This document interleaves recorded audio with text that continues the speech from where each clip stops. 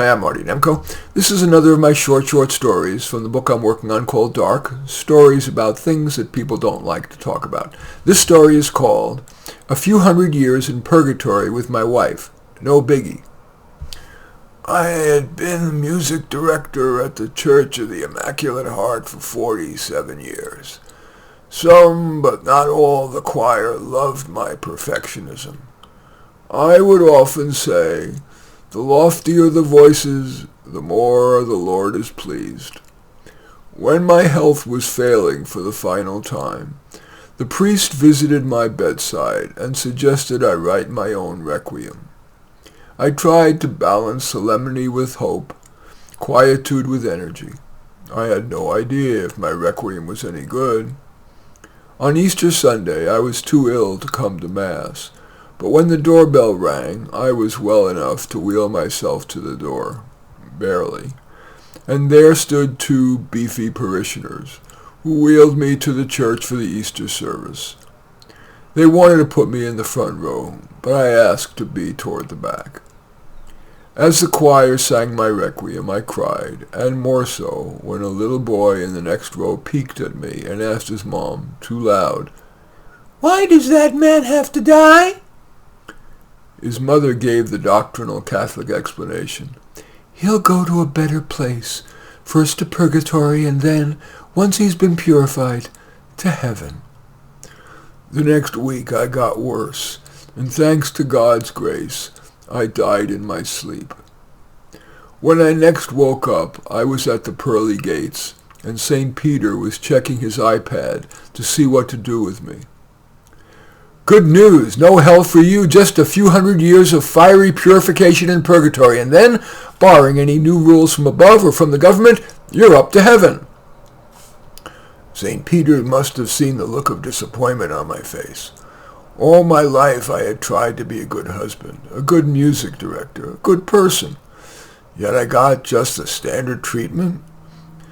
The loving St. Peter pulled out his wallet and gave me a 7-day pass to heaven.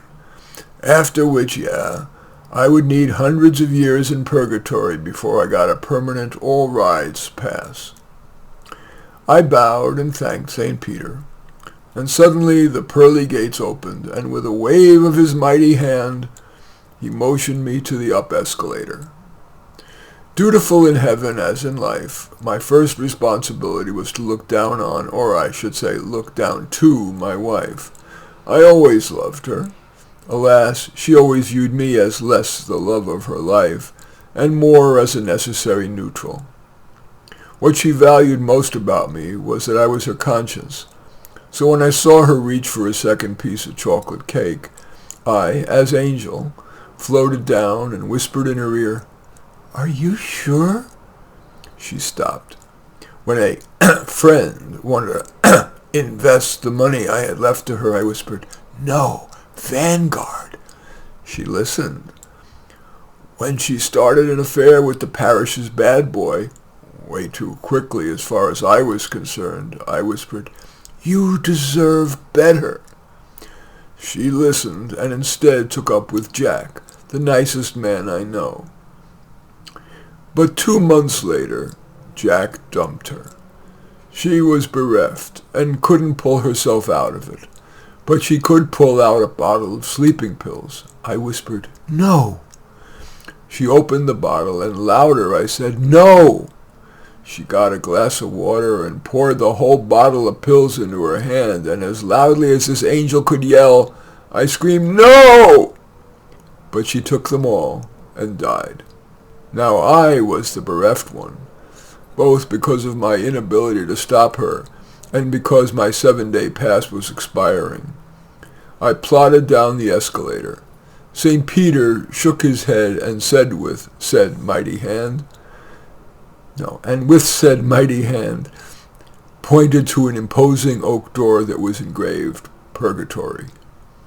Nervously I entered to see the sweating masses amid the purification flames, among them my wife. I thought of trying to return to St. Peter and ask if he thought I might be happier in hell, but decided that a few hundred years with my wife in purgatory would be no biggie. In any case, that story is called A Few Hundred Years in Purgatory with My Wife, No Biggie. As usual, I welcome your thumbs up and accept your thumbs down. I always look forward to your comments and especially like it if you hit the share button below. Share on your social media so that my efforts can have broader impact. And I am flattered if you choose to subscribe to my channel. And I would welcome you taking a look at my book of short stories that is available. It's called Soloists, Stories of Introverts and Outsiders Facing a Dilemma. In any event, I do thank you for watching. I am Marty Nemko.